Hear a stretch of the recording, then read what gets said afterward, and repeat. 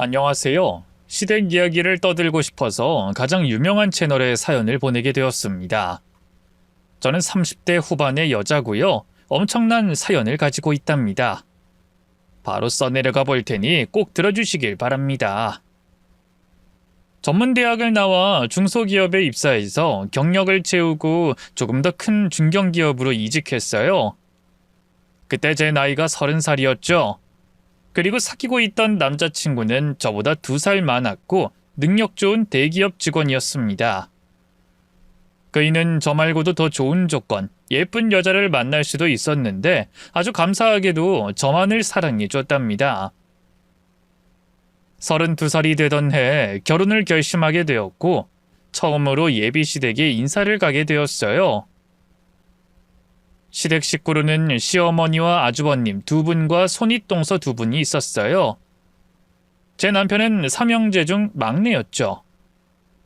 인사드리러 간 날 최대한 얌전하고 조신하게 보이려고 노력했습니다. 식구들이 취조하듯 질문을 해주시는데 침착하게 대답을 잘 했어요. 큰형님은 아주 편하게 말을 놓으며 날카롭게 질문했습니다. 자기, 이제 반말해도 되지? 네, 그럼요, 형님. 그래, 편하게 물어볼게. 자네 대학은 어디 나왔어? 2년제 전문대를 나왔어요. 전문대? 전문직을 해도 허락을 할까 말까인데 고작 전문대를 나왔다고? 어머님, 이거 수준 차이가 너무 많이 나는 거 아니에요? 여기서 명문대 안 나온 사람이 있던가요? 시어머니는 고개를 끄덕이며 동조했습니다. 그러게 말이다. 우리 집안은 지성인들만 모였는데 이러면 곤란하지. 이봐 아가씨, 부모님은 뭘 하시나? 아빠는 열쇠 구두점을 운영하시고 엄마는 주부세요. 열쇠 구두점? 그게 뭐지? 그 도어락 같은 거 설치해 주시는 일을 하세요. 버스 정류장 같은 데 보면 열쇠 구두라고 쓰여있는 작은 컨테이너 사무실 같은 거 보셨죠? 저희 아빠가 하시는 일이 도어락이나 열쇠 설치 수리하는 거랑 구두 고치는 일을 하세요. 제가 태어나기 전에 이 일을 하셨대요. 나 참 기가 막히네. 수준 차이가 심하게 나는 집안이잖아. 제 부모님 이야기를 했더니 인상을 심하게 구기며 말씀하시더군요. 여러 단점을 지적하는 말을 계속해서 이어졌고 꾹 참으며 듣고만 있었어요. 그러다 예비 남편이 너무하다 싶었는지 시모의 말을 끊었습니다. 엄마 그만 좀 하세요. 나보다 더 잘나고 좋은 여자예요. 배경 같은 걸로 저울질하며 사람 평가하는 거 부끄럽지 않으세요? 뭐야 이놈아?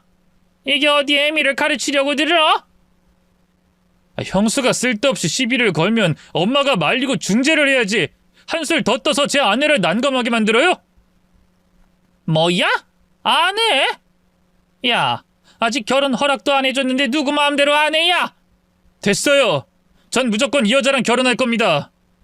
형들이 명문대 출신의 부잣집 딸들이랑 결혼했으면 됐잖아요. 나까지 조건 봐가면서 결혼할 필요 있어요? 이 녀석이 지금 네 미래를 생각해서 객관적으로 따지고 비교하는 거 아니야? 너 나중에 결혼 잘못했다고 후회하고 싶지 않으면 잘 따져서 신부감 골라야 한다고. 엄마, 형들이 엄마 소원 채워줬잖아요. 잘 사는 집 딸들이랑 결혼했으니 난 결혼하고 싶은 여자랑 할 겁니다. 난 통보하는 거니까 받아들이든지 말든지 마음대로 하세요. 그이가 확실하게 저와 결혼하겠다고 전했고 비교하며 막말을 그만하라고 했더니 시댁 식구들 모두 남편을 쏘아보더군요. 평소엔 한 번도 반항한 적이 없다는데 저 때문에 변했다고 또다시 잔소리가 쏟아졌습니다. 그러자 예비 남편은 절 데리고 나갔고 결혼은 무조건 할 것이니 식구들이 하는 말은 그냥 한 귀로 흘리라고 했답니다. 사실 시댁에 가서 무시를 받아 기분이 안 좋기도 하고 다시 생각을 해볼까 했는데 그이가 확실하게 밀어붙이니 마음의 변화는 전혀 없었습니다.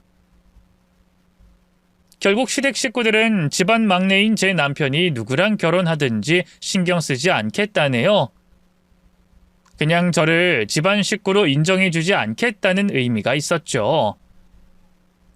남편은 저더러 시댁 식구들이 요란한 빈수레라는 말을 하며 자기만 믿고 결혼하자고 했답니다. 그렇게 남편과 결혼식을 올리고 그 이의 능력만으로 신혼집을 마련했어요. 다른 잘난 신부감이었으면 시어머니가 의리의리한 집을 해줬을 거라며 손익 형님들이 법석을 떨었죠. 이런 식구들과 가까워지는 건 어려울 것 같았고 굳이 친해져야 하나 생각했지만 남편과 평생 살 거면 저도 나름의 노력을 해야 한다고 생각했습니다. 시어머니의 입장에서 깊이 생각해봤더니 제가 마음이 들지 않을 수도 있을 것 같다는 판단이 들어 식구들의 마음을 얻어보기로 결심하고 노력해보기로 했답니다. 시댁 식구들은 매달 첫째 주 주말에 시댁에 모여 식사를 하는 모임을 가졌어요. 남편은 제가 불편할까봐 가지 말자고 했는데 조금 참고 친해지면 좋아질 거라 말하며 제가 앞장서서 시댁에 갔답니다. 시댁 식구들은 역시나 절 많이 무시했어요. 막내 동서, 시댁에 잘 안 올 줄 알았는데 보기보다 용기가 있네? 네? 이젠 시댁도 제 또 다른 집이나 마찬가지잖아요. 어머님의 자식이니 당연히 찾아뵈야죠. 어머님의 자식이라고? 어머님 들으셨어요? 막내 동서가 어머님 자식이래요. 좋으시겠어요? 그러자 시어머니가 혀를 차더니 기가 막힌다는 표정을 짓더군요. 내 자식이라고? 네가? 야, 막내 아들놈이 하도 발광해서 억지로 결혼시켜준 거야. 사실 너희들이 평생 같이 살 거라 생각 안 해.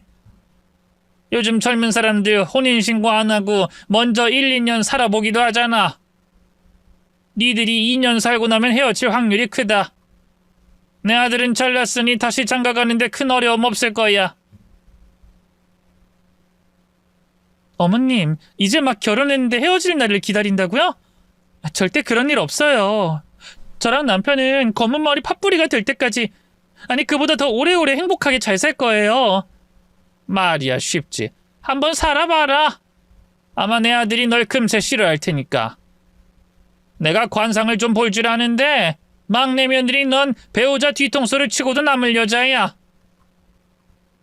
시어머니가 왜 그런 말을 하는지 이해가 되지 않았지만 그냥 마음을 내려놓고 들었어요. 그리고 다짐했죠. 남편과 아주 잘 살아서 시댁 식구들의 코를 납작하게 만들어야겠다고 말이죠. 하루는 형님들이 절 빼고 대화 중이었는데 들어주기 힘든 말들이었어요. 저는 안 들리는 척하고 딴 데 보고 귀를 기울였습니다. 형님, 막내 동서 보통이 아닌 것 같죠?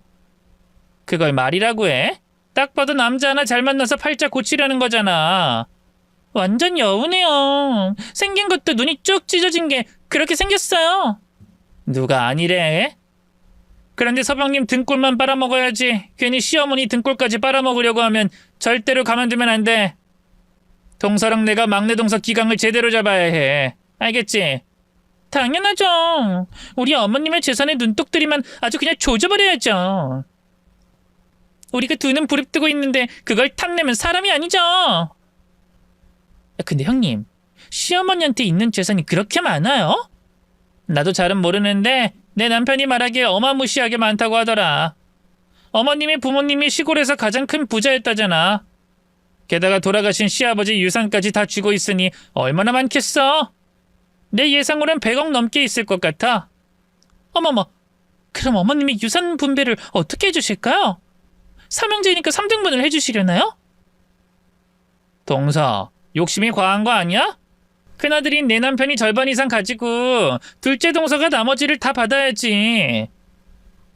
막내 서방님은 어머님한테 미운 털 박힌 데다 막내 동서가 여우라서 한 푼도 안 주실 거야. 그럼 형님네랑 저희 부부가 나눠 갖는 거예요? 너무 좋다. 형님, 그럼 6대4 어때요? 7대3으로 하지. 대신 내가 동서 많이 챙겨줄게. 좋아요. 어차피 수십억 받는 건데 6대3은 어떻고 7대3이면 어때요? 빨리 받기라도 면 좋겠네요. 정말이지 제 귀가 썩는 기분이었습니다. 나누는 대화가 15의 재산, 자기들 친정집에서 받을 재산, 명품 자랑 등등 허세가 가득한 이야기뿐이었습니다. 두 형님과 친해질까 마음을 먹다가도 대화 수준을 보면 도저히 가까이 하고 싶지 않았답니다. 매달 시댁에 가봤지만 시모를 비롯한 모든 식구들이 저를 깎아내리는 건 물론이고 제 남편까지 무시하더라고요.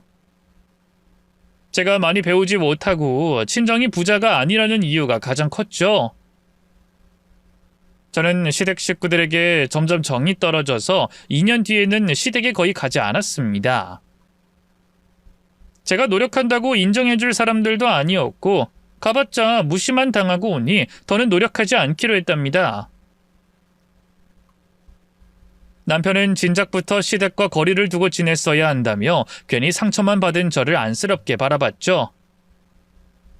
아무튼 시댁을 좀 멀리하고 지내는데 어느 날 큰형님한테 연락이 왔어요. 비상 상황이라며 모든 식구들을 병원으로 집합시켰답니다.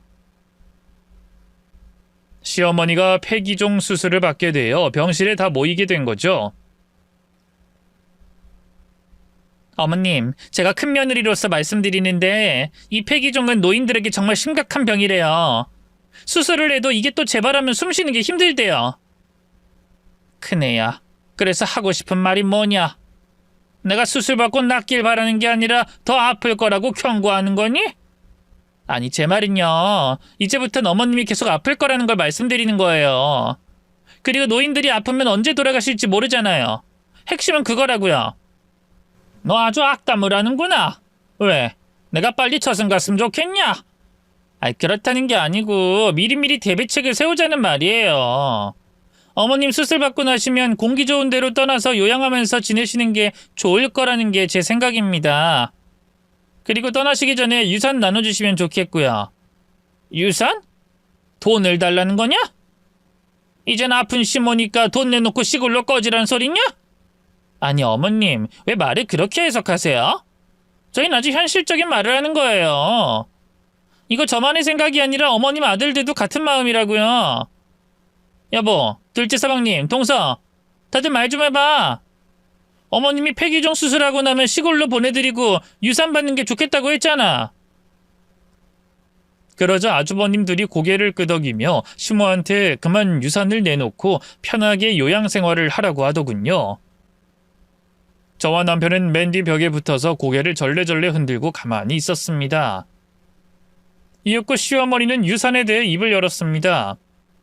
니들이 뭘 잘못 알고 있는 모양인데 나 돈 없다. 지금 가진 주택집 그거 하나 있어. 에이, 어머님도 참. 어머님이 부자인 건 하늘이 알고 땅이 알아요. 어머님 친정이 엄청난 부자였다고 들었어요. 그리고 돌아가신 시아버지가 남겨주신 재산도 아주 많다고 알고 있고요. 그랬었지. 내 남편이 세상 떠나고 나서 돈을 많이 남기긴 했지. 근데 그 돈으로 첫째, 둘째 아들 유학 보내주고 장가 보내주면서 다 썼다. 삼형제 키우는데 돈이 보통 많이 드는 줄 아니? 집 담보로 대출을 받은 적도 있다고. 자식들 공부시켜주려고 말이야. 시어머니의 말씀에 형님들은 그럴 리 없다며 솔직하게 다시 말하라고 했어요. 하지만 똑같은 말을 반복하며 진짜로 남은 재산이 없다고 대답하셨답니다. 나도 니들한테 뭐라도 주고 싶지. 그런데 줄게 대출금 끼어있는 집밖에 없다. 허, 어머님 정말이에요? 장난치는 거 아니에요? 내가 지금 장난이 하고 싶겠니? 폐기종 수술 때문에 떨려 죽겠는데 무슨 장난을 해? 얘들아, 돈 이야기는 그만하고 재밌는 이야기 좀 해다오. 아이, 수술하는 거 잠시라도 잊고 싶다. 시모의 말에 크게 실망한 시숙 부부들은 고개를 떨구며 땅이 꺼져라 크게 한숨을 쉬더군요. 큰형님이 더는 할 말이 없었는지 큰아주버님께 나가자고 하더군요. 우리가 지금 뭐 하고 있는 거지? 여보, 우리 오늘 중요한 약속 있잖아. 약속이 있었나? 이 남자가 또 까먹은 모양이네. 오늘 우리 아들 학교에서 행사가 있잖아. 맞다, 그랬었지. 어서 가자. 엄마, 우리 먼저 갈게요. 수술 잘 받아요. 큰형님 부부가 나가자 둘째 형님도 약속 핑계를 대더군요. 야, 우리도 딸내미 피아노 콩쿨 대회 연습 보러 가야지. 여보, 우리도 나가자. 아, 맞다. 콩쿨이 이번 주말이었지? 어서 가서 우리 딸 응원해주자. 네 사람이 나가자 저와 남편만 남았어요. 시어머니는 실망한 기색으로 묻더군요. 니들은 약속 없냐? 어머님, 저희는 곁에 있을게요. 이따 수술이라는데 어머님을 혼자 두고 갈 순 없죠. 치, 다들 뭐 하는 건지 모르겠네. 내가 잘해주던 두 며느리는 유산 없다니까 바로 등 돌리고 튀어버리고 막내 니들은 날 지켜주겠다고? 이게 무슨 흐름인지 모르겠다. 어머님, 수술 전인데 마음이 무거우면 안 될 것 같아요. 제가 책이라도 읽어드릴까요? 어머님 소설책 좋아하시죠? 네가 그런 것도 알고 있었냐? 어머님 댁 서재 보니까 세계 문학집이 가득 차 있는 걸 보고 알았어요. 사실 저도 책을 많이 좋아해요. 그래? 전문대 나와서 머리가 나빠 책 같은 건 멀리 할 줄 알았더니 그건 아니었나 보네. 어머님, 저 그렇게 머리가 나쁘진 않아요. 꽤 쓸만한 머리라서 중견기업에 이직까지 해서 잘 다니고 있다고요. 아이 그래봐야 내 아들 다니는 회사에 비하면 작은 곳이잖니. 아이 뭐 어쨌든 책을 읽어주고 싶으면 읽어봐라. 저기 내 가방에서 고전문학 한 권 꺼내서 읽어봐. 네 어머님, 예쁘게 또박또박 읽어드릴게요. 저는 시어머니의 수술 시간 전까지 책을 큰 소리로 읽어드렸습니다. 제가 잘 읽어서인지는 모르겠지만 어머님은 제 입을 계속 쳐다보고 있었답니다. 이윽고 의사와 간호사들이 들어오자 시어머니는 긴장하기 시작했어요. 저는 해드릴 수 있는 게 뭐가 있을까 생각하다가 시모의 손을 잡아드렸습니다. 그때 어머님의 눈빛을 봤는데 마치 어린 소녀가 고맙다고 빤히 보는 것처럼 느껴졌답니다. 수술이 시작되자 저와 남편은 수술실 앞에서 가만히 앉아 기다렸답니다. 몇 시간의 수술은 금세 지나갔고 시어머니는 이틀 동안 잠만 주무시다가 깨어나셨어요. 어머님, 정신이 좀 드세요? 말씀하지 말고 듣기만 하세요. 필요한 게 있으면 오른손을 드세요. 시모가 오른손을 들자 제가 물었습니다. 네, 어머님. 필요한 게 뭔지 보기에서 골라보세요. 1번 물, 2번 화장실, 3번 식사. 시모가 손가락 2개를 펴자 화장실까지 부축해서 볼일을 보게끔 도와드리고 다시 침대에 눕혀드렸답니다. 회사에 휴가를 냈기 때문에 시어머니가 퇴원할 때까지 옆에서 간병하기로 했어요. 이 사실을 안 시어머니는 많이 놀라셨답니다. 곧 말씀을 하실 수 있을 때 왜 그렇게까지 하며 당신을 돌보는 거냐고 물으셨어요. 너, 막내 며느리, 왜 나를 돌봐주는 거냐? 왜긴요. 어머님 자식이니까 돌봐드리는 거죠. 절 미워하셔서 이런 건 상상 못 하셨나 보네요. 솔직히 기분이 안 좋은 적이 많긴 하지만 그래도 어머님은 저희 부모님이시잖아요. 자식된 도리를 해야 한다고 생각했기 때문에 이렇게 행동하는 거예요. 제 대답에 만족하세요? 너 말이다. 혹시라도 나한테 하나 있는 집을 유산으로 받고 싶어서 그러는 거라면 꿈 깨라. 대출금 상환하고 나면 시골에 집을 마련할 거다. 누구한테 줄 돈 하나도 없으니까 돈 때문에 이러는 거라면 관두고 나가. 어머님, 저 바라는 거 없다고요. 집을 파시든 이사를 가시든 그건 어머님 마음대로 하세요. 어머님이 회복할 때까지 옆에 있을 테니까 건강해지시면 제 일상으로 돌아갈 거예요. 그렇다니 다행이구나. 난 네가 뭐라도 얻으려고 이러는 줄 알았다. 다른 며느리들처럼. 아니다. 시모는 형님들 이야기를 하려다가 입을 다무셨습니다. 며칠 동안 시모 옆에서 책도 읽어드리고 손발이 되어 간병을 했어요. 몸을 회복하고 퇴원하게 되었을 때도 집까지 모셔다 드렸죠. 집에 도착한 시어머니는 한숨을 쉬며 푸념을 늘어놓으셨습니다. 에휴, 다른 자식들은 애미가 수술하고 왔는데도 연락 한 통이 없네. 참나, 유산 없다고 하니까 이렇게 뒤통수를 날리나. 아주 웃기는 것들이네. 어머님 유감이에요. 뭐라 위로를 드려야 할지 모르겠어요. 네가 무슨 위로를 하냐. 막내 며느리 너한텐 고맙다. 네? 아, 네, 저도 감사해요. 뭐가 감사하냐? 나 때문에 고생만 했으면서. 이젠 절 미워하지 않는 것 같아서요. 그게 감사해요. 내가 너한테 무례하게 군 게 많았지? 미안하다. 미안했고 잘못했다. 앞으로는 널 깎아내리는 말이나 비하하는 막말은 하지 않음마. 감사합니다, 어머님. 이제 집에 오셨으니 전 그만 가볼게요. 회사 나가는 거냐? 네. 혹시라도 몸이 안 좋으면 연락하세요. 또 휴가 쓰면 되니까요. 그렇게 시어머니를 댁까지 잘 모셔다 드리고 다시 회사로 돌아가 밀린 업무를 하고 제 일을 대신 처리해줬던 동료들에게 신세를 갚으려고 일을 더 떠안았답니다. 일주일 내내 야근을 하고 주말에도 일했더니 집에 돌아가면 바로 잠들어 버렸어요. 그렇게 바쁘게 지내면서도 매일 시어머니께 전화를 드렸어요.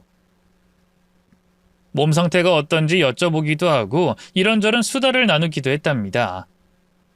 그런데 걱정했던 수술 후유증이 나타나서 시어머니가 알아눕게 되셨어요. 저는 다시 병원으로 모셔가서 입원 치료를 받게 해드렸답니다. 제가 낮에는 회사를 나가서 저녁마다 시모 병실로 갔는데 어느 날 아주버님 부부들이 몰려왔더군요. 시어머니 수술 받기 전에 보고 처음이었습니다. 큰형님은 시모의 상태에는 궁금한 게 없고 유산에 대해 또 질문하더군요. 아버님, 숨겨둔 재산이 진짜 없으세요? 제 남편이 아무리 생각해도 빈털터리가 아닐 거라고 하던데요. 여보 맞지? 우리 삼형제 다 썼다고 하셨는데 아직 많이 남아있을 것 같아. 엄마, 지금이라도 사실대로 말하고 유산 나눠줘요. 괜히 우리랑 사이 안 좋아져서 말년에 후회하지 말고. 이것들이 병원에 입원한 애미 앞에서 그게 할 소리야? 니들은 내가 돈으로 보이냐? 유산 말고는 나한테 할 말이 아무것도 없는 거야? 너희 정말 너무한다. 내가 그동안 니들한테 어떻게 했는데 이런 식으로 염장 지르냐? 나 가진 거 없다. 전에 말했던 것처럼 집 말고는 아무것도 없어. 그러자 큰형님이 또다시 입을 열었어요. 부동산 조회해봤는데 진짜 없긴 하더라고요. 그래도 현금을 좀 가지고 있나 싶었는데 그것도 아니라면 뭐 기대를 버려야겠죠. 근데 어머님, 보험 등기 여러 개던데 미납된 건 없죠? 내가 아무것도 없으니까 보험까지 신경을 쓰냐? 그래, 자동이체로 납부 잘하고 있다. 내가 저승 가면 보험금이 꽤나 많이 나올 거야. 알고 있어요. 그럼 이야기 끝났네요. 보험금이라도 받아서 나누면 되겠어요. 어머님, 몸조리 잘하세요. 빨리 저승 가라는 소리를 실컷 하고선 몸조리 잘하라고? 야, 이 배은망덕한 것들아! 니들은 자식도 아니야. 당장 내 눈앞에서 사라져! 그러려고 했어요, 어머님. 너무 서운하게 생각하지 마세요. 저희는 객관적으로 미래를 위해 이러는 거예요. 자식들에게 하나라도 더 해주고 싶은 부모라서 이러는 거라고요. 당장 안 나가! 시어머니가 큰 소리를 치자 그제야 아주버님 부부들이 썰물처럼 나갔습니다. 저는 뭐라고 해야 할지 몰라 물수건으로 시모의 손발을 닦아드렸어요. 그리고 책을 읽어드렸죠. 조금 진정되자 어머님은 깊은 잠에 빠지셨고 며칠 치료받으시고 퇴원해서 시댁으로 돌아오셨답니다. 물론 제가 곁에서 다 챙겨드리고 있었죠.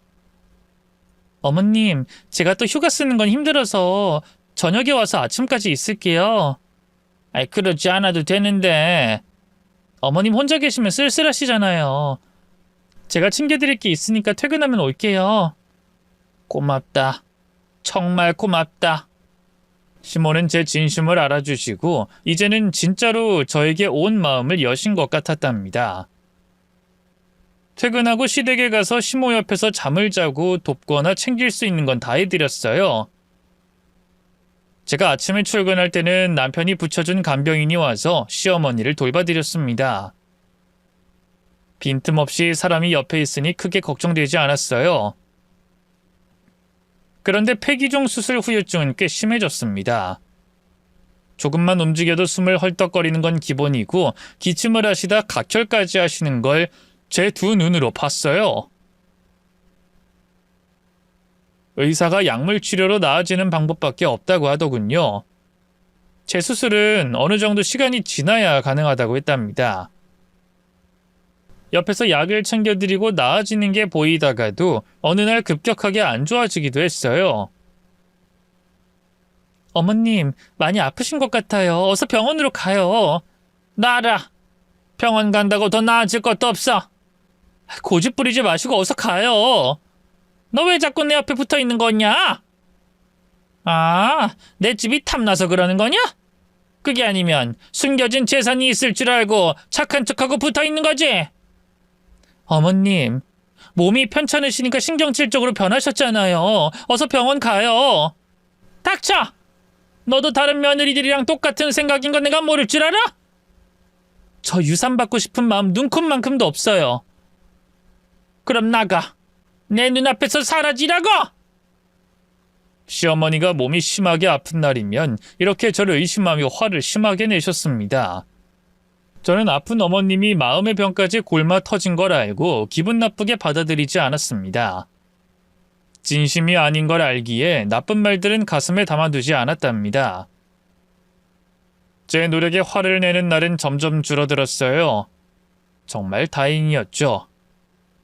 간병 때문에 회사 일을 제대로 못하고 동료에게 넘기는 일이 잦다 보니 간부에게 불려가 경고를 받았어요.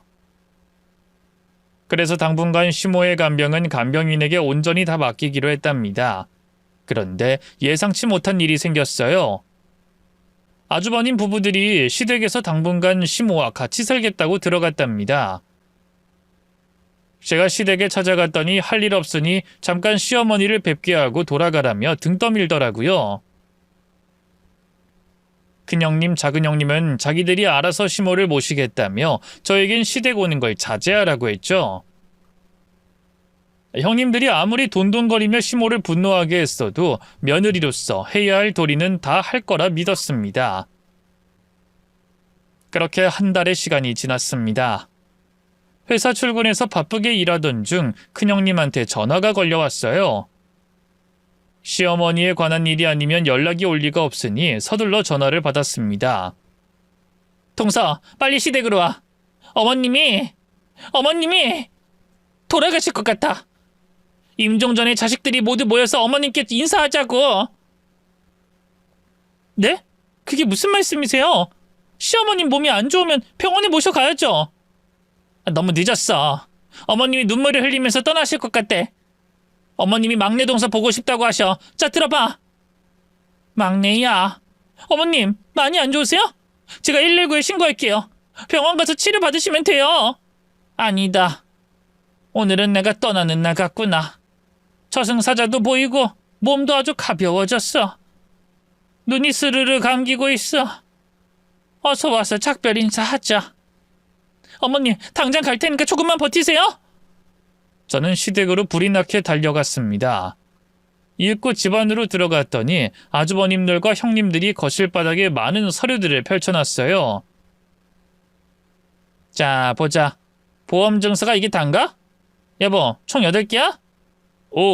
수령자는 다 장남인 내 이름이네. 그럼 쓰여있는 대로 우리가 다 받아야겠네. 둘째 서방님, 동서, 서운하게 생각하지 마. 형님, 혼자 독식하겠다고요? 치사하게 이러는 법이 어딨어요? 분명히 나눠갖자고 하셨잖아요. 우리도 그러려고 했는데 이 보험금 다 해봐야 5억밖에 안 나오겠어. 대신 다른 게 있는지 더 찾아보자. 혹시 땅 문서 같은 게 나올지도 모르잖아. 어서 집안 샅샅이 뒤져. 짜증나. 알았어요. 저는 눈앞에 보인 식구들이 정말 역겨웠습니다. 다들 뭐 하시는 거예요?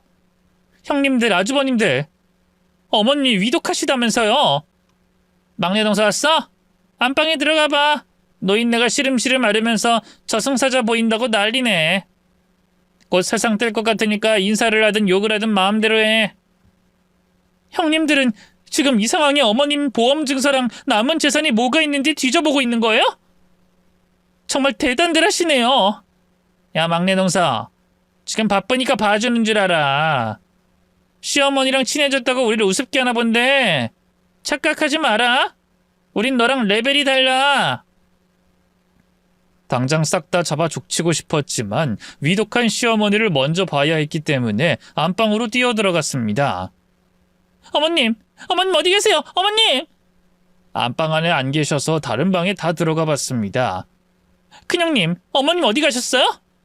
가긴 어딜 가? 기운 없이 다 죽어가는 노인네가 움직이지도 못하는데. 왜? 안방에 없어? 어머님이 안 보여요. 다들 어머님 찾아봐요. 아이 귀찮게 이게 뭐야? 어머님은 얌전히 누워있다 떠나실 것이지 언제 기운이 나서 움직인 거야? 다들 집안 뒤져보자. 노인네 찾아보자고. 집안 구석구석 찾아봐도 시어머니가 보이지 않자 심각한 상황인 걸 깨달았습니다. 식구들에게 밖에 나가서 찾아보자고 다같이 시댁 근처를 돌았습니다. 경찰과 구급차를 불러서 동네 구석구석 찾아봤는데 어딜 가셨는지 시모는 보이지 않았답니다. 저는 순간 집안에 다시 들어오셨을지도 모른다는 생각에 혼자 시댁으로 뛰어갔어요. 집안을 다시 뒤져봤지만 시어머니는 아무 데도 없었습니다. 어머님, 도대체 어딜 가신 거예요? 이러다 정말 큰일 나요. 제발 무사히 돌아와요. 눈시울을 붉히며 혼잣말을 하자 어디선가 목소리가 들렸습니다. 야 막내야, 여기야 여기. 시모 목소리가 위에서 들려 고개를 올려봤더니 다락방 문 사이로 얼굴을 빼꼼 내민 시어머니가 보였습니다. 안 걸렸지? 막내야, 다들 밖에서 나 찾고 있는 거지? 어머님, 도대체 어떻게 된 거예요? 저 엄청 놀랐었다고요. 임종 전이라고 해서 진짜 심장이 멈추는 줄 알았다고요. 근데 집안에서 사라져서 더더욱 놀라 자빠졌다고요. 미안하다. 근데 방법이 이것밖에 없었어. 자식놈들이 날 꼼짝 못하게 하고 숨겨둔 재산 어디 있는지 불라고 엄청나게 괴롭혔다. 아무리 없다고 해도 믿지를 않고 끝까지 힘들게 하더라. 그래서 아파 죽겠다고 이제 세상 뜰 때가 왔다고 연기 좀 했지. 네가 오면 같이 도망가려고 말이야. 아주버님들이랑 형님들이 그런 짓을 했군요. 전 일말의 양심이라도 있어서 간병하겠다는 줄 알았는데 죄송해요 어머님. 야야 됐고 어서 빠져나가자. 너랑 같이 도망가면 잡히지 않을 것 같으니까. 어머님 어디로 도망가자고요? 저희 집이요? 거기 가면 내 자식놈들이 금방 찾아오겠지. 또 못살게 구는 꼴을 보고 싶지 않다. 막내야, 집 뒤쪽으로 가자. 어서. 시어머니는 아직 몸이 편찮으셔서 제 부축으로 집 뒷마당 담벼락 앞까지 갔습니다. 우리 이 담을 넘어가야 해 며느라. 이 뻥끗 말고 날 따라와. 담을 넘자고요? 어머님 그래도 다치시면 어쩌려고요? 안 다칠 수 있다. 네가 도와주면 무사할 거야. 자, 여기 엎드려라. 내가 너 등 밟고 올라갈게. 네? 네. 저는 담벼락 앞에 바짝 붙어서 엎드렸고 시모는 절 밟고 담벼락을 힘들게 넘어갔습니다. 그리고 저도 긴 팔을 써서 담벼락을 겨우 넘어갔답니다. 자, 이제 전화를 써야겠다. 내 핸드폰은 자식들이 가져갔으니 네 전화 좀 쓰자. 진짜 너무들 하네요. 어머님을 간병하는 게 아니라 감시하러 온 거였어요. 못된 인간들. 제가 핸드폰을 내밀자 시모는 누군가에게 전화를 걸었고 10분 만에 고급 외제차가 저희 고부 앞에 딱 섰습니다. 운전기사가 내리더니 문을 열어주며 태워줬어요. 그리고 재빠르게 그 동네에서 벗어났습니다. 지나가는 길에 큰형님, 작은형님, 아주버님들의 모습이 보였어요. 만약 걸어서 빠져나갔다면 아마 금방 걸렸을 겁니다. 운전기사가 저희를 내려준 곳은 으리으리한 주택이었습니다. 지금 시댁과는 차원이 다른 엄청나게 큰 주택이었습니다. 막내야 들어가자. 우리 집으로 들어가자. 어머님, 여기가 어머님 집이에요? 들어가서 이야기하자. 어서. 시모를 따라 대문을 열고 들어갔더니 잔디와 형형색색의 꽃들이 있는 정원이 보였고 웅장한 집이 보였어요. 실내로 들어가 보니 더더욱 의리했답니다. 어머님, 여기 엄청 좋은데요? 근데 이런 집이 있으셨는데 왜 그동안 비밀로 하셨어요? 나 사실 돈 많다. 집도 여기 말고 다른 지역에도 2채는 있지. 시골에 땅이랑 선산도 있고. 내가 부잣집 외동딸이라 받은 재산이 좀 많거든. 정말요? 그런데 왜 거짓말을... 그거야 자식놈들이 애미가 아픈데 걱정은 안 하고 유산 타령해서 아무것도 없는 척 해본 거다. 그런데 이것들이 진짜 나를 돈으로만 봤더라. 그 이상의 존재로 보지 않았다고. 못돼 먹은 것들한테 한 푼도 주기 싫어서 계속 없는 척했다. 그러셨어요? 근데 왜 저한테는 진실을 말해주시는 거죠? 아, 너를 왜 데리고 왔냐고? 어이, 김 변호사, 집안에 있으면 나와봐. 시몬은 제 물음에 변호사를 불렀고 집안 어디선가 양복 입은 남자가 서류 봉투를 가지고 나왔습니다. 시몬은 절 보고 웃으시며 말씀하셨습니다. 자, 나의 막내 며느리, 이제부터 너에게 내 유산을 상속하겠다. 김 변호사, 그동안 자네 이름으로 해둔 재산들 모두 내 며느리 명의로 바꿔라. 네, 선생님. 서류는 다 준비됐습니다. 바로 시작하겠습니다. 모든 대화는 녹음하겠습니다. 시몬은 전 재산을 저에게 다 넘겨주시겠다며 많은 서류들을 작성했습니다. 이제 다 됐다. 이제 질려버리는 이 재산은 다 네 것이다. 대신 약속 하나 해라. 내 자식들과 나눠 가지지 않겠다고 말이야. 어머님, 이게 다 무슨 일인지 모르겠어요. 너무 복잡해요. 복잡한 거 없다. 네가 내 재산 물려받았으니 훗날 네 자식에게 물려주면 돼. 어때? 간단하지? 어머님, 저한테 왜 모든 재산을 주시는 거예요? 아, 입 아프게 그걸 말해야겠냐? 아, 내 진짜 며느리자 자식은 너다. 아, 물론 막내 아들도 그렇긴 하지만 네가 그동안 나에게 보여준 모습들은 진심이었어. 진짜 나를 부모로 여겨줬잖니. 그래서 난 진짜 자식인 너에게 유산을 주는 거다. 시어머니의 말씀에 저는 눈시울이 붉어졌습니다. 그리고 유산 상속을 거부하지 않고 모두 받기로 했답니다. 김 변호사, 내 원래 집은 자네가 알아서 정리 좀 해줘. 거기 내 자식들이 죽치고 있을 테니까 알아서 대처 잘 해봐. 알겠지? 네, 제가 알아서 처리하겠습니다. 그럼 좋은 시간 보내세요, 선생님. 변호사가 퇴장하고 시모와 둘이 남게 되었어요. 시어머니는 시골집에 내려갈 계획이라고 말씀하셨습니다. 시골 가서 좋은 공기 마시고 살아야겠어. 폐가 좋지 않으니 말이야. 어머님, 여기서도 충분히 좋은 공기 마실 수 있어요. 그리고 시골에 간다고 병이 낫는다는 건 모두 옛말이에요. 응급실이 있는 병원이 가까운 데서 지내는 게 좋을 것 같아요. 저랑 여기서 같이 살아요. 뭐? 나랑 같이 살자고? 어머님, 그럼 이 큰 집에서 저랑 남편 둘이 살라고요? 같이 살아요. 어차피 어머님 집이었잖아요. 우리 며느리가 그러자고 하면 당연히 그래야지. 네가 혹시라도 나더러 혼자 시골 가라고 했으면 확 삐져버리려고 했다.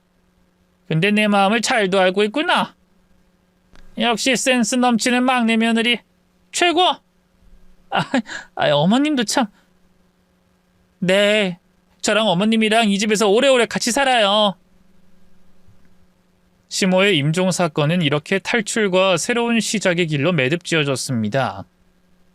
시모를 찾고 있던 남편은 제 연락을 받고 으리으리한 집으로 들어왔어요. 그리고 저희 부부는 회사도 안 가고 며칠 조용히 집안에서 지냈습니다. 이전 시댁이 정리되면서 저희를 쫓고 있던 아주버님 부부들이 위치를 알고 찾아왔답니다. 대문 초인종이 울리자 시어머니가 때가 왔다며 마지막 전쟁을 치르자고 하면서 저희 부부를 데리고 마당으로 나갔습니다. 큰형님이 목에 핏대를 세우며 소리를 지르더군요. 어머님, 이렇게 사람 뒤통수 날려도 되는 겁니까? 변호사 명의로 재산이 엄청 많았다면서요? 아니, 이제 나한테 재산은 하나도 남지 않았다. 우리 막내 며느리한테 다 넘겨줬거든. 들었어요. 해도 너무하시는 거 아니에요? 자식들이 이렇게 많은데 왜 막내 동서한테 몰빵해서 주냐고요? 당장 유산 3등분 해줘요. 아니, 동서한테 말해야겠네. 막내 동서, 어머님한테 받은 거 3등분해! 시어머니가 저에게 남긴 말이 있어서 저는 그 약속을 지키려고 고개를 가로저었습니다. 형님들, 아주버님들, 제 명의의 재산은 쓰지 않고 남겨뒀다가 훗날 제 자식에게 물려줄 거예요. 그리고 저희 부부와 어머님은 이 으리으리한 집에서 같이 살 겁니다. 어머님은 여러분들이 여기에 오시는 걸 원치 않으신대요. 그러니까 다들 돌아가시고 다신 찾아오지 마세요. 제 할 말은 여기까지입니다. 하! 막내 동서 많이 컸네? 시어머니를 어떻게 구워 삶은진 모르겠지만 전문대 나온 꼴통 동서한테 이대로 다 빼앗길 순 없어. 우리가 고소해서 다 받아내기 전에 그냥 오늘 다 해결해 보자고. 형님, 어떤 고소를 하시게요? 변호사를 통해 상속받은 내 재산인데요. 그리고 유산 분배 소송을 하시려면 어머님이 안 계셔야 하는 거 아닌가요? 근데 건강하게 살아계시니 무슨 고소를 하실 수 있겠어요? 이런 식으로 나온다 이거지? 동서 일로 와봐. 오늘 자네한테 제대로 교육 좀 해줘야겠어. 아주버님 두 사람은 주먹을 쥐고 우두둑 소리를 내며 다가왔고 형님들도 손을 풀며 걸어오더군요. 그러자 시어머니가 정원에 있던 장대 빗자루를 들더니 아주버님 두 사람에게 마구잡이로 휘둘렀습니다. 차마 덤비지 못하던 두 형제는 먼지나게 처맞고 뒤로 물러섰습니다. 형님들 역시 시어머니한테 개처럼 두들겨 맞았어요. 이 못돼 먹은 것들아! 내가 하루빨리 저승 가서 유산 남겨주길 바라는 니들이 자식 새끼들이냐? 애미가 수술하기 전에 유산 없다고 하니 뒤도 안 돌아보고 나갔었지. 게다가 날 감시하고 재산을 어떻게든 찾아내려고 한 몹쓸 짓도 했고. 니들은 오늘부로 내 자식 아니다. 썩 꺼져! 안 그랬다간 빗자루가 아니라 장독대 뚜껑으로 싹 다 날려버리겠어! 그러자 큰아주버님이 입을 떼더군요. 엄마, 우리가 미안해요. 잘못했으니까 흥분 가라앉혀요. 그리고 유산을 한 사람에게 몰아주는 엄마가 세상에 어딨어요. 엄마, 우리 아들들이 언제까지 회사를 다녀야겠어요? 사업 좀 하게 유산 좀 나눠줘요. 재수 씨는 엄마 말 들을 테니까 다 같이 화해하고 좋게 좋게 나누자고요. 이 멍청한 놈이 분위기 파악 못하고 어리석은 소리를 하네? 야, 난 니들한테 미운 정도 안 남았어. 나 죽길 학수고대하는 자식들은 필요 없으니까 썩 꺼지라고! 시모가 다시 빗자루를 들고 사정없이 두드려 패자 아주버님 부부들이 하는 수 없이 쫓겨났습니다. 그제야 안도의 한숨을 내셨죠. 어머님 고생 많으셨어요. 이제 다 끝난 거겠죠? 모르지. 근데 몽둥이질을 하니까 내 병이 다 나은 것 같구나. 숨도 잘 쉬어지고 아픈데도 하나 없다. 정말요? 어머님 정말 다행이에요. 이제부터는 진짜 새롭게 잘 살아봐요. 저랑 남편이 어머님께 정말 잘할게요. 그래야지. 유산 다 줬으니 효도를 2배 이상으로 잘해야 한다. 자, 어서 들어가서 밥이나 먹자. 아주버님 부부들은 몇 차례 저희 집에 접근했지만 시어머니가 나서서 쫓아내서 더는 찾아오지 않더라고요. 2년 동안 시어머니와 함께 지내면서 여러 가지 일이 생겼는데 하나는 어머님이 정말 건강해져서 병원약을 안 드시게 되었답니다. 그리고 제가 어여쁜 딸애를 낳았어요. 그래서 시어머니는 육아 삼매경에 빠져서 매우 즐겁게 지내셨어요. 남편과 저는 직장을 그만두고 시어머니가 추천한 사업을 시작하게 되었는데 도와주는 분들이 많아서 운영을 잘하고 있었죠. 유산은 훗날 필요할 때가 오면 쓰거나 딸에게 그대로 물려줄 계획이었습니다. 그런데 2년이라는 세월이 지나면서 변한 건 저희 식구뿐만이 아니었어요. 아주버님 부부들이 큰일을 겪고 우리 집으로 찾아왔답니다. 네 사람은 피골이 상접한 얼굴로 들어왔어요. 집안에 저 혼자 있어서 대문을 열어주고 마당에서 대화를 나눴습니다. 재수씨, 우리 형제가 사업하다 말아먹었어요. 잘 될 줄 알았는데 제대로 망했어요. 저는 고개를 갸웃거리며 물었습니다. 아주버님, 사업 망했는데 왜 여길 찾아오셨죠? 그리고 사업할 돈이 없다고 하지 않으셨나요? 아, 형님들이 부잣집 딸이라고 했죠? 아니에요. 제 아내나 둘째 재수 씨 집안은 그저 그런 집안이에요. 잘 산다는 건 다 허세였어요. 그럼 빚내서 사업을 하신 거예요? 아, 근데 전 아무것도 해드릴 수가 없어요. 재수 씨, 우리 엄마 아직 정정하세요? 그 노인네가 돌아가셨으면 유산 분할 고소라도 할 텐데 아무것도 못하네. 설마 사업하는 동안 시어머니가 돌아가시길 기다렸던 거예요? 돌아가시면 바로 유산 분할 고소를 하시려고 했다는 거죠? 그걸 믿고 대출을 받았다는 말이죠. 잘 알아들으셨네요. 재수 씨, 우리 좀 살려줘요. 나중에 엄마 돌아가시면 고소 안 할 테니까 우리 사업 빚 갚아주고 새 사업장 차려줄 투자금 정도만 줘요. 그럼 그걸로 끝내고 더 이상 귀찮게 안 할게요. 이런 생각을 하고 있었다는 아주버님이 대단했습니다. 물론 뒤에서 조종한 형님들도 똑같았죠. 저는 대답 대신 빗자루를 집어들었어요. 재수 씨, 그건 왜 들어요? 설마 그거로 우리를 혼내겠다는 겁니까? 재수 씨, 우리가 나중에 엄마가 돌아가셔도 유산 분할 소송 안 한다고 했잖아요. 왜 이렇게 일을 어렵게 만들려고 해요? 빗자루 내려놓고 우리 대화로 하나하나 풀어봅시다. 저는 씩 웃으며 빗자루를 대문 쪽으로 던졌습니다. 어머님, 다 들으셨죠? 자, 받으세요. 그래, 아주 잘 들었다. 이 망할 놈들이 아직도 애미가 빨리 저승 가길 바라고 있었네. 뭐? 유산 분할 소송을 하겠다고? 이 악랄한 놈들아! 내가 니들보다 오래 살 거야! 그리고 내 며느리가 그 전에 모든 재산을 다 써버리게 하겠어! 엄마, 언제 왔어요? 우리 대화로 풀어요. 엄마, 그거 내려놔, 어? 시어머니가 빗자루로 아주버님들의 면상을 후려갈기고 형님들의 종아리를 힘껏 내려쳤습니다. 어머님, 왜 이렇게 팔팔하신 거예요? 어머님이 정정하니까 우리가 아무것도 못하잖아요. 이 썩을 잡고서 내 며느리 유산을 니들이 가져갈 일은 절대 없어. 나중에 나 죽고 고소를 해도 당연히 못 받겠지만 아예 건덕지 하나 없게 며느리가 돈을 다 써버리면 끝이야. 어머님 진짜 너무하시네요. 우리도 같은 며느리인데 누군 전 재산을 주고 누군 땡전 한 푼 안 줘요? 저 전문대 꼴통이 어떻게 구워 삶아서 이러는지 모르겠는데 어머님 정신 차리세요. 잘난 며느리들이랑 어울려야 고품격이 되지 저런 무식한 애랑 있으면 어머님도 똑같이 저급해 보인다고요. 터진 주둥이라고 말을 막 하는구나. 내가 아프기 전에는 니들이랑 똑같은 부류의 인간이었는데 지금은 아니다. 나에게 막내 며느리가 유일한 며느리야. 천사 같은 애한테 함부로 말했다간 니들 뼈도 못 추리게 해줄 거라고. 이거 봐요 어머님.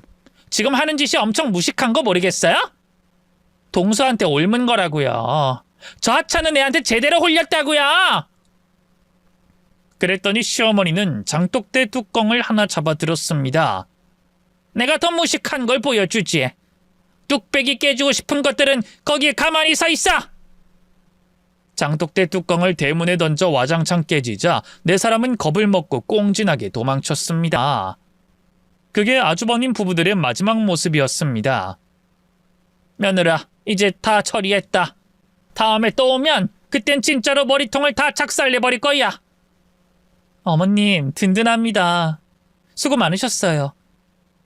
근데 유산을 좀 나눠주면 안 되겠죠? 약속한 거 잊으면 안 돼? 마음 약해져도 안 되고. 며느라, 내 약속은 절대 깨지 마라. 저것들에게 돈을 줄 거면 차라리 기부를 해라. 아, 좋은 생각이에요, 어머님. 유산이 엄청 많으니까 일부를 기부하면 좋겠어요. 아이고, 그래. 네 돈이니까 그 정도는 알아서 해라. 그렇게 유산으로 기부도 하고 있는 사업에 더 투자해서 확장시켰어요.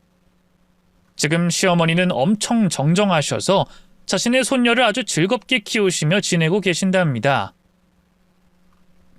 아주버님들과 형님들은 사업 실패 후 부부 사이에 크게 금이 가서 두 부부 모두 이혼했다네요. 다들 잘 살진 못하고 그렇게 끝이 났네요. 형편이 많이 어려워진 아주버님들이 계속 찾아오지만 시어머니가 계속 거절하고 쫓아내고 있어요. 요 몇 년 사이에는 한 번도 찾아오지 않았네요. 어디선가 고생하며 찌질하게 살고 있겠죠. 처음엔 시집을 잘못 간 것 같아서 낙담하고 그랬는데 지금은 시어머니가 가장 친한 친구가 돼서 매우 행복하네요. 인간의 탈을 쓴 짐승들은 여러분도 함께 욕을 해주시면 좋겠습니다. 그럼 여기서 인사드리겠습니다. 제 이야기를 들어주셔서 진심으로 감사합니다. 안녕히 계세요.